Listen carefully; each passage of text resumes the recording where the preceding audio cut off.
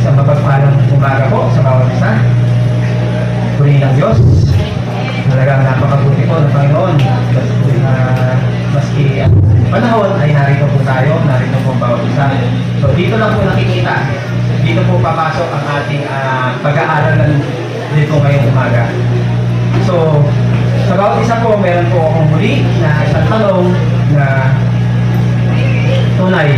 Kung bibigyan ka po ng Diyos ng pagkakataon na ayusin muli lahat ng priorities mo, ano ang una mong ilalagay? Diba? Sino po kaya ang ilalagay mo sa mga priorities mo? At pangalawa, ano ang ebidensya ng buhay mo na siya ang pinakamataas mong priorities? So sa atin ngayon, hindi ko lingid sa bawat isa sa atin na mayroong mga priority. Meron po tayong mga pinagkakabalahan, meron po tayong inuuna na dapat. Pero ano po ang dapat natin makita at unahin? Diba po? So, sa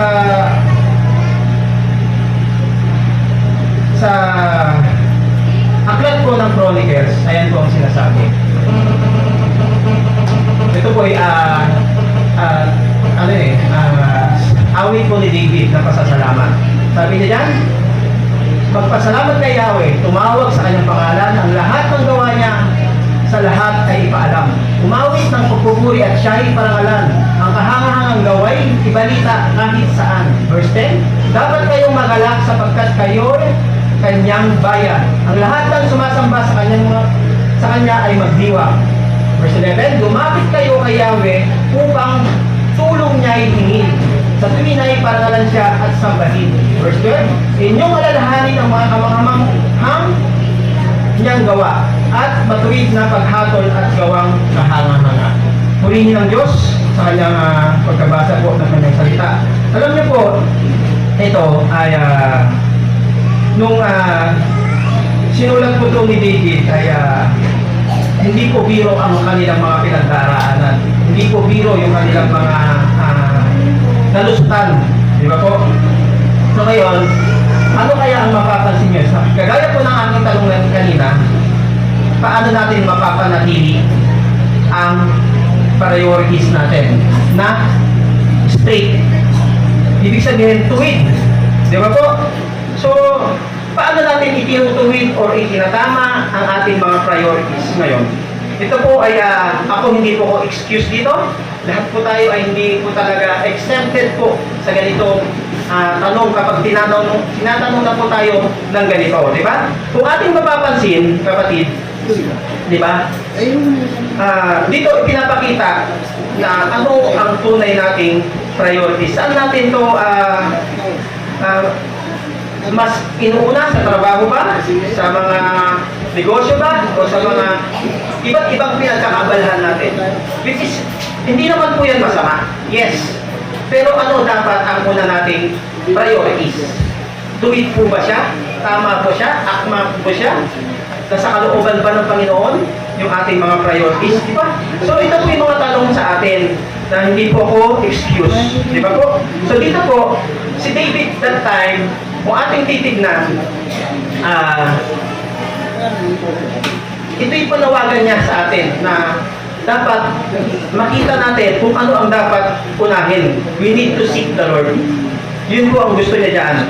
Di ba po, dapat yung sentro ng ating buhay ay nasa Panginoon po. Kasi po, sabi niya, when God is no longer your highest priority, every other priority eventually becomes disorder. Take note po doon sa disorder. Ibig sabihin, wala talaga. Sala talaga tayo. Diba? Kaya po tayo, tingnan natin kung ano yung nangyari dyan. Doon sa Ark of the Covenant, di ba, kikita niyo tayo yung Ark of the Covenant. Yan po yung symbolize po yan nung panahon po kasi ni Haring Saul, na wala po yung priorities nila sa Panginoon. Ibig sabihin, nung si Saul po talaga, ang Israel ay talagang naging kampante, nawala sa linya, nawala sa kalooban ng Panginoon. Ngunit, nung si Haring David po ang naging hari, ninasap po niya na papunta sa Jerusalem yung Ark of the Covenant. Yun po yung simbolo po na niya. Kaso, si David po ay nag-fail. Una niya pong attempt nung dadali niya po sa Jerusalem yung Ark of the Covenant, hindi po nila ito nagawa. Bakit? Kasi may utos po ang Panginoon that time na buhatin siya sa pamamagitan ng pingga. Ibig sabihin, hindi siya direct na hahawakan niya. Doon sa tao po ni David, may namatay po doon. Nung hinawakan po yan, direct po, instant namatay. Hindi kasi sinunod kung ano yung instruction po sa kanila ng Diyos. Now, nakita natin na nag-fail si David. Tignan lang natin yung background na bakit ganun. Yung second attempt po niya, lahat po ng instruction ng Panginoon ay sinunod na po. Kaya nila nadala ang Ark of the Covenant sa Jerusalem. So yun po yun. Ang ginawa po ni David, ito na. Paano niya ngayon, di ba matagumpay mo nilang nailipat ang Ark of the Covenant sa Jerusalem. Ngayon, kaya doon sa ating text, diyan, ang sinabi niya magpasalamat kay Yahweh at tumawag sa kanyang pangalan. Ibig sabihin po niyan, tayo mga kapatid, pag hindi natin sinunod kung ano yung gusto ng Panginoon, yung mga priorities na dapat nating sundin sa mga instruction niya, talagang malalagay po tayo, madi-disorder, mamimis-align po tayo sa ating gagawin. Kasi hindi talaga akma. Ngayon, ano ang turo po ni David dyan? Yung core doctrine po kasi dyan, di ba? Bago tayo pumunta doon sa pinakadetalye sa aking mga puntos, ito po kasi, makikita natin na paulit-ulit na sinabi po ni David na seek the Lord. Di ba po? Kaya nga po, pag ang Diyos ang una sa lahat ng ibang priorities mo, magpupunta po sa tamang lugar. Yung ating mga naisin, mga plato, mga concerns, lahat po yan. Everything po, magpupunta po in order. Di ba po kanina, disorder. Pero pag hindi natin ginawa ito, ang gusto, kasi nga, a believer's greatest priority is not possessions, achievements, or personal ambition, but a growing relationship with God that results in worship, witness, dependence, and remembrance. Ganito pong apat na yan, ipapaliwanag ko po yan na saglitan. Ibig sabihin, dapat po may praise, may proclaim natin ang Panginoon, may puso natin, at yung perspective natin sa ating Panginoon. Ano yan? Di ba po? Kaya nga po sabi dito ni David, nag-fail sila eh. Kapag hindi po siya nag-success doon sa una niyang ginawa. Kasi po, dito, ang gusto po kasi ni David sa atin, ang ginawa niya kasi that time, kaya po siya nasabi doon sa 2 Chronicles ay hindi niya po kasi itinaas yung sarili niya. Di ba matugumpay po nilang nailipat? Pero ano ang ginawa ng Lord sa atin? Ano yung gusto niya ituro sa atin ngayon dito ni David? Gusto niya po na yung priorities natin hindi po doon sa ating sarili, hindi po doon sa ating katagumpayan. But because we need to praise God. Dito po, kung ano man yung mga tagumpay ni David that time, ano ang una niyang ginawa? They praise God. Yun po yung una niyang ginawa. Dito po tayo bilang mga mananampalataya, ang gusto pong ituro sa atin ni Lord dito, tayo po ay dapat maging God seeker. Si David, ganun po ang ginawa niya dito sa 1 Chronicle. Kaya nga yung awit ng papuri niya at pasasalamat dito kay Lord sa 1 Chronicle. Dito sa pinag-aaralan po natin. Ang una niyang ginawa, nag-worship siya. Hindi niya po itinaas o kinilala yung sarili niya na maghanda tayo, mag-celebrate po tayo. Tayo mga Pilipino, ganun eh. May tagumpay po tayo. Halimbawa, may graduation. Ay, kailangan maghanda. Halimbawa, may birthday. Kailangan maghanda. Dapat makita yun sa ating mga Pinoy. Di ba? Natural po sa atin yan, sa ating mga Pinoy. Naging kultura na po yun. Pero si David that time, nung napatagumpay po nilang nagawa at nailipat ang Ark of the Covenant, ang ginawa niya, nagpuri muna sa Panginoon. At yun dapat ang ating makita. Dapat tayo bilang mananampalataya, everything po, may katagumpayan po tayo sa buhay po natin, ano man ang ating mga napagtagumpayan, we need to praise God. At yan ang unang ginawa ko ni David. Bakit? Kasi praise of the God seeker. Ibig sabihin niya, sabi niya sa verse 8, give thanks unto the Lord, call upon His name. Sabi niya. Di ba po? Kaya nga po tayo, dapat kapag karoon po tayo ng katagumpayan, we need to give thanks unto the Lord. Ginagawa po ba natin ito? Di ba po? Di ba give thanks unto the Lord? Call upon His name, make known His deeds among the people. Ibig sabihin yan, dito po, makikita natin na yung katangian ng isang taong inuuna ang Diyos. Amen? So, pansinin po ninyo, sabi niya, hindi niya sinabing work harder, hindi niya sinabing be successful ka muna. Kasi nga, ganun yung nangyari kay David eh. Hindi niya sinabi na tayo, build tayo ng stronger nation. Hindi niya sinabi yan sa Israel, sa Israelites. Ang sinabi niya, give thanks unto the Lord. Bakit? Bakit nga yun ang gusto niya sabihin? Kasi dahil isang pusong tunay na naghahanap sa Diyos ay nagsisimula sa pagsamba. Hindi po sa ating mga sarili. And Mrs. Mitsan, ganyan na tayo eh. Di ba po? Kasi ang salitang give thanks dito po ay hindi po simpleng pagsasabi lamang ng thank you Lord, thank you, tayo ganun. Contento na po ba tayo? Kasi praise unto the Lord or give thanks unto the Lord ang sabi niya. Di ba? Ito po kasi once na ginawa po natin na nag-thanks po tayo sa Lord, ito po ay sinasadya natin na kinikilala po natin ang Diyos. Di ba? Kinikilala natin ang Diyos sa kanyang kabutihan, sa kanyang katapatan, sa kanyang kadakilaan. Once na ginawa po natin na nag-praise po tayo sa Panginoon, once na may tagumpay po tayo. Di ba po? Kaya nga tayo, bago po tayo, minsan tayo, bago po tayo humingi, dapat ganito ang gawin natin. Matuto po tayo magpasalamat muna sa Panginoon. Kailangan po yun. Hindi lang puro sabi ng pangangailangan sa Panginoon. Kailangan masagit, masamba natin ang Panginoon. Di ba po? Sabi niya, a heart with the right priorities begins with worship rather than worry. Hindi po doon sa pag-aalala natin.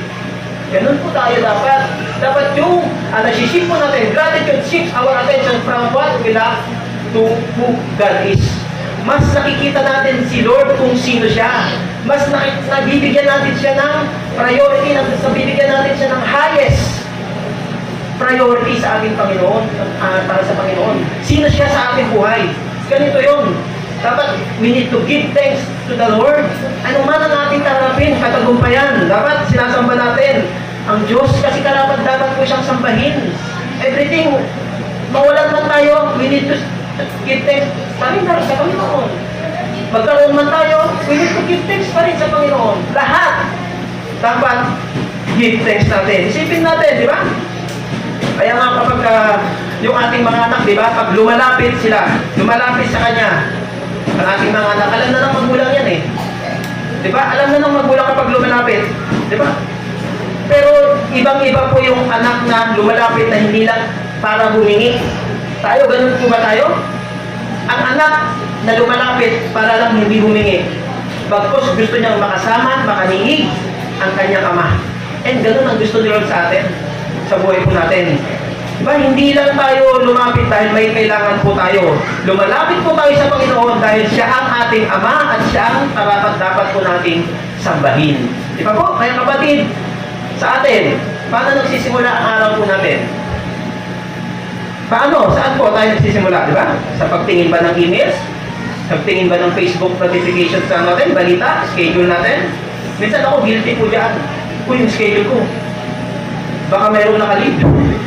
Ang hirap po talaga. Baka may naka-sick leave or may emergency leave. Yun kaagad ang nasa isip ko. Pero may one time naman, bago ko dilan yung aking mata, Lord, thank you. Ginising mo na naman po ako. Binigyan mo na naman po ako, Lord, ng bagong buhay. Diba? Dito hinahamon tayo ni David na sa bawat araw dapat pasasalamat. Hayaan natin yung ating dila na sa ating mga bibig na puro pasasalamat sa Panginoon ang ating nababanggit.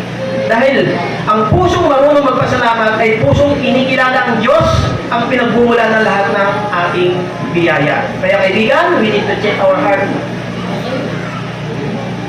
Ito ba ay pinupuno ng alalahanin? Ito ba ay pinupuno ng kung ano-ano? Di ba po? Kaya nga po, dito hindi po nagtatapos sa unang priority si David. Meron po siyang pangalawang priority. Ito ay hindi lang dapat natin pinapapupurihan ng Panginoon, di ba po? Na nakatagpo tayo, bagkos ipinapakilala niya rin po sa iba. At ito yung second points, di ba po? Di ba po yung tunay po na nakakakilala sa Panginoon, hindi lang siya nagpupuri sa Panginoon, di ba po? Dapat tayo pinoproclaim natin sa God Seeker, proclamation of the God Seeker. Dapat pinoproclaim natin ang Panginoon. Bakit? Sabi niya, sing unto Him, sing songs unto Him, talk ye of all His wondrous works. Diba?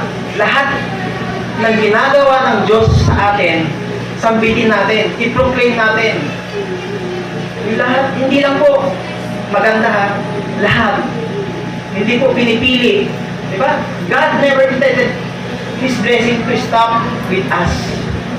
They are meant to flow through us. Di ba, kaibigan kapatid? Napansin niyo po yung progress ni David? Unang, give thanks, sabi niya. At dito naman, talk all His wondrous works. Ibig sabihin niya, ang tunay na pagsamba ay hindi po nagtatapos sa ating puso.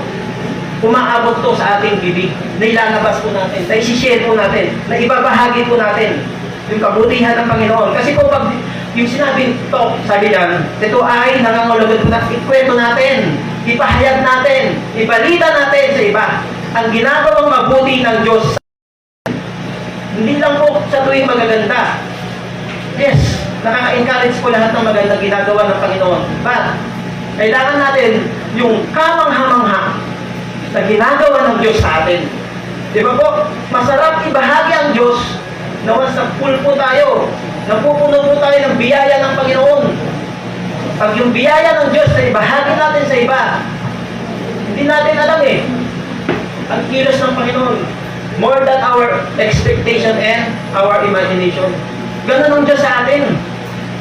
Kaya nga po sinasabi po ni David na ang taong tunay na nakatagpo ng Diyos ay hindi kayang manahimik, kundi sinasabi lahat yung kabutihan ng Diyos na ginagawa sa atin ng Diyos. Kaya kapag ang tunay pong nararanasan ng biyaya po ng Panginoon, natural po na naibabahagi natin sa iba di ba? Kaya, sabi dyan, nagpo-flow na lang flow through us. Dumadaan, dumadaloy. Di ba? Ang sarap lang isipin ng biyaya ng Diyos na ibabahagi natin sa iba. Nagagamit po tayo, nagdaluyan tayo ng pagpapala. Kaya nakaka-encourage po yun, nakaka-lift up, talagang nali-lift up yung spirit po natin. Yan yun ang ginagawa ng Diyos sa atin. Pag binahagi natin yung kabutihan ng Panginoon, hindi nyo alam hindi natin hawak ang kamay ng Diyos. Tandaan nyo, hindi po maikli. Ang kamay ng Diyos, hindi po siya bingi para hindi marinig. Yung mga daing po natin, mga observe natin. Di ba? Alam niyo po yun. Kaya nga, sabi nga, what fills the heart eventually comes out from the mouth. Pusang-pusang lumalabas. Ang buti ng Panginoon, praise God. Pag gano'n ang lumalabas po sa ating mga puso, yan, everything follow na lang Ito po yung i-check natin, yung puso po natin. Di ba po? Masarap po kasi na, halimbawa, ito sa isang restaurant, di ba? Kapag tayo nakakain ng masarap sa isang restaurant, anong ginagawa natin? Di ba nire-recommend natin? Di ba? Kapag may bagong pelikula man lang na maganda rin, na nakaka-lift up, di ba isi-share mo din, maganda panoorin mo to.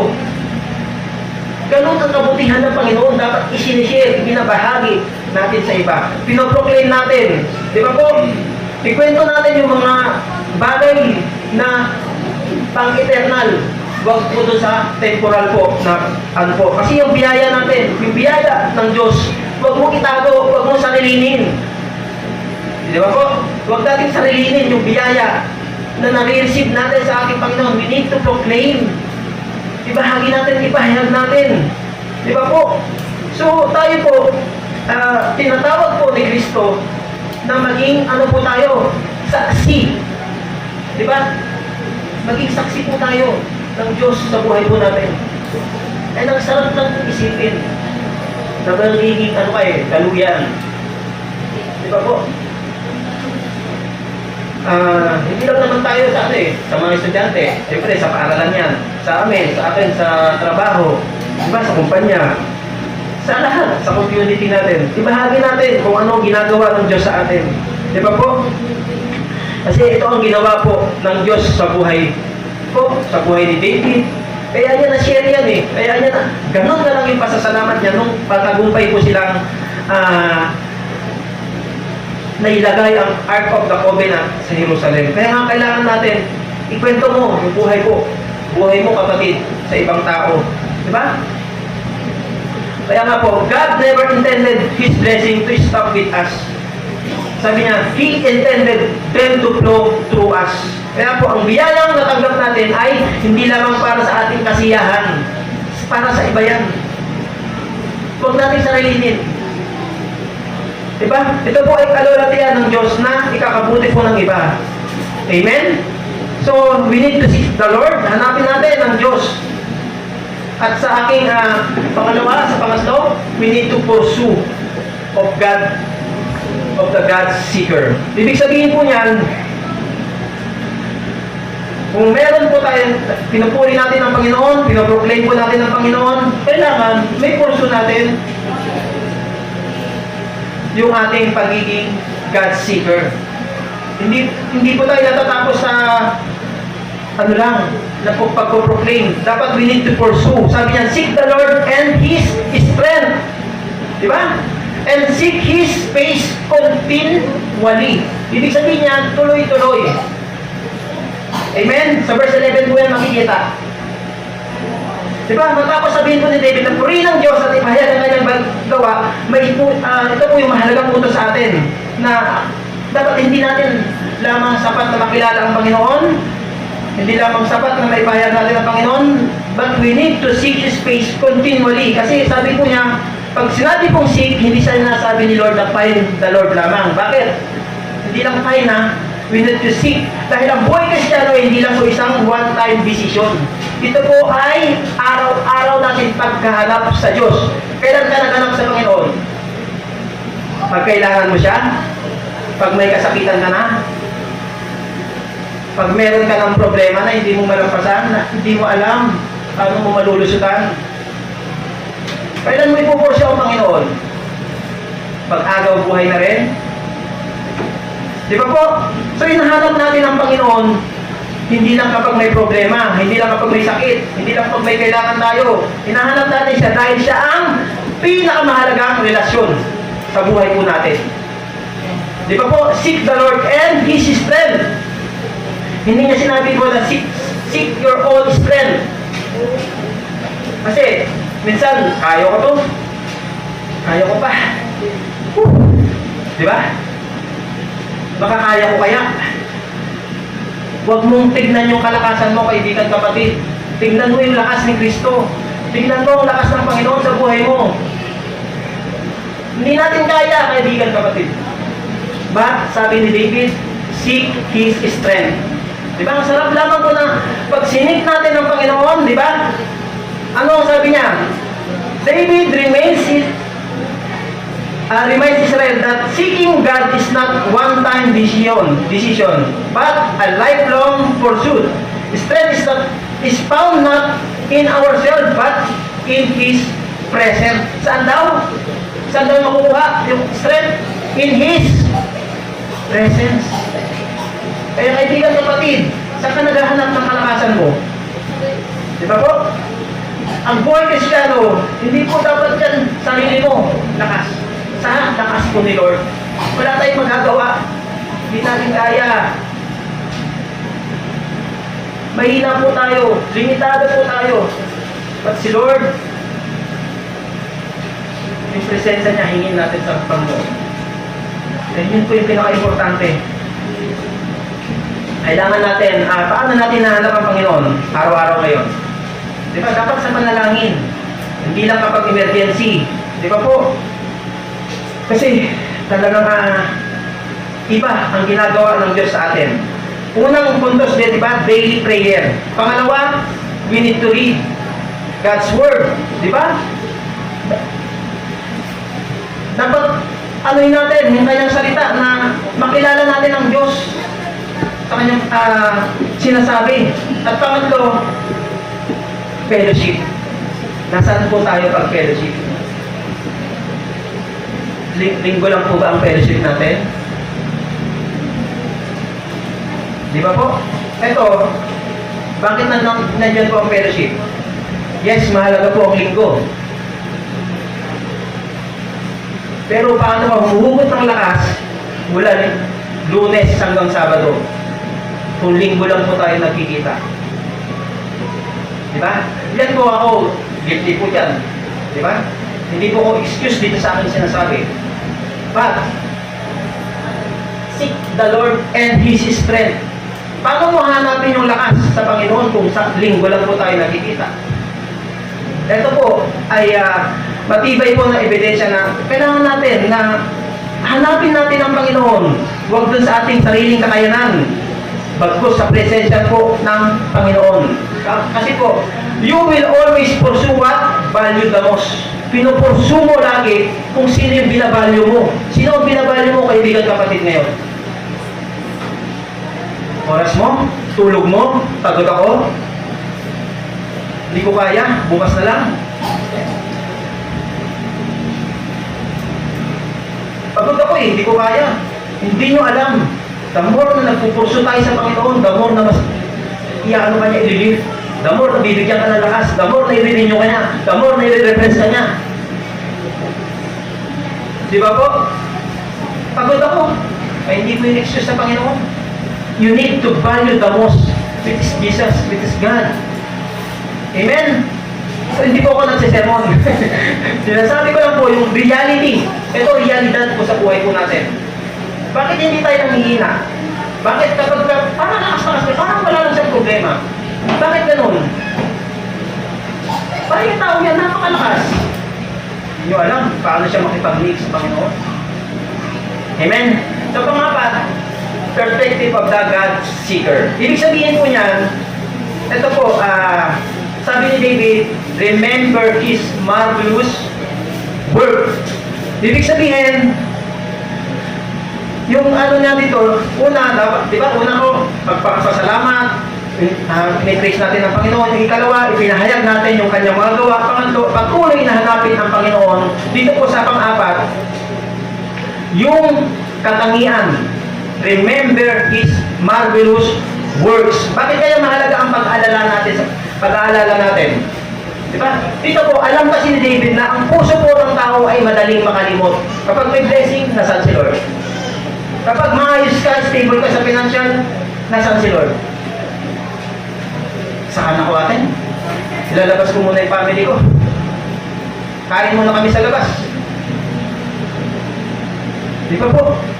Ito, sabi ni David, remember His marvelous works. Marami pong bumabagsak dito. Hindi po ako excuse dyan. Di ba po, nakakalimutan kasi natin yung katapatan ng Panginoon. Dapat we need to seek God first. Ano man ang nating natanggap, sabi nga ni David, remember. Di ba po? Kasi hindi dahil nakalimutan ng Diyos ang kanyang katapatan, tayo ang nakakalimot palagi. Di ba po? Kaya nga po sa atin, bilang wala kasi si Mrs. pa eh. Para mag-asawa yan, na kapag, di ba, pag naalala natin paano sila dinala ng Diyos sa mga pagsubok, di ba? Mas tumitibay eh. Mas napagtagumpayan natin at talagang pinupursyon natin ang Panginoon, inaalala natin, tumitibay yung relasyon eh, ng mag-asawa. Tayo, sa mga friends natin, mga BFF natin, ganun din po ang Diyos sa atin. Di ba po, kapag nakikita na lang natin yung kasalukuyang problema kasi po, madali pong nawawala yung ating pasasalamat sa Panginoon. Di ba po, sabi nga po, yung ating pananampalataya, ayan po yung ating memory. Memory fuels our faith sa Word of God. Kasi nga kailangan natin ng daily Word of God. Paano natin pinutuwil? Paano natin ginagasolinahan? Ibig sabihin tayo, Nagpapagasolina po tayo ng kalakasan ng presensya ng Panginoon. Parang ganun lang po siya. Di ba po, kaya kapatid, balikan ninyo. Balikan natin ang ating buhay. Di ba? Alalahanin po natin saan tayo hinugot ng Diyos. Saan? Sa kasikan. Sa lugmok, sa kasalanan. Di ba po? Kaya nga po, ingatan natin ang buhay po natin. We need to remember of the perspective of God. Dapat maging God seeker po tayo. Kasi po, pag inaalala po natin ang katapatan ng Diyos, napapalitan po yung pagiging reklamador natin, napapalitan ito ng pasasalamat. May narinig na ba kayo dyan na puro complain? Ako na lang lagi. Di ba? Bakit ako? Pag gano'n ang isang bibig ng isang tao, lapitan mo na yan. Unawain mo na yan. Puro complain ang ginagawa. Mahirap po yun, kalagayan nun. Wala nang ibang nakita, wala nang bukang bibig, kundi pagrereklamo. Diba, hindi niya naalala kung ano ang ginawa ng Diyos sa kanya. Di ba po, tayo, dapat palitan natin ng pasasalamat at pagtitiwala yung ating mga takot. Di ba? Kaya po kasi, ang kailangan natin ay hindi lang bagong himala. Kailangan lang natin yung alalahanin natin ang himalang ginawa ng Diyos sa buhay natin. Isang himala, isang biyaya ang ginawa ng Diyos po sa buhay po natin. Kaya nga tayo, we need to check our heart. Diba? Ano ang madalas mong inaalala ngayon? Problema ba na ating kinakarap? Diba po? Doon tayo po, yung priorities natin, dapat maging God seekers po tayo. Inuuna natin ang pagsamba, binabahagi natin ang kabutihan ng Diyos, pinupurso natin, patuloy natin hinahanap ang presensya ng Panginoon at yung perspective. Hindi po nakakalimot sa katapatan ng Diyos po sa atin. Kaya kaibigan kapatid, tanungin po natin ang ating mga sarili ngayon. Diba? Nasaan ang sentro po natin? Nasaan ang priorities po natin? Na aking conclusion, di ba kaibigan kapatid, pag-aral, nakita natin kung anong ginawa ni David. Inuna niya ang Panginoon. Di ba po? Ginugol niya yung pasasalamat sa Panginoon. Mas ginagawa niyang, once na nagtagumpay po siya, ginawa niya yung 4 po na puntos na iyon. Nag-preach siya, nag-proclaim siya, diba, nag-purso siya, at